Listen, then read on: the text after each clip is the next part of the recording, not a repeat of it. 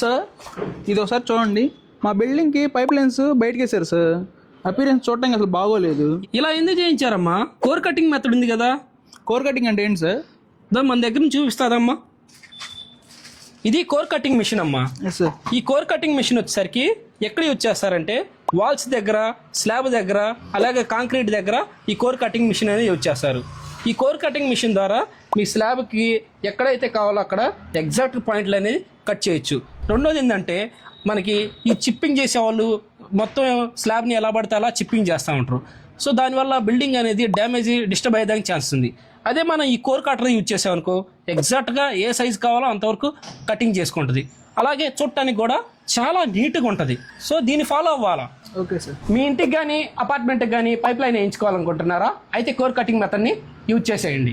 Core cutting చేయించుకోవాలనుకుంటున్నారా? అయితే civil టెక్నోక్రాట్స్కి message చేయండి. ఇలాంటి మరికొన్ని వీడియోల కోసం సివిల్ టెక్నోక్రాట్స్ని ఫాలో కొట్టండి.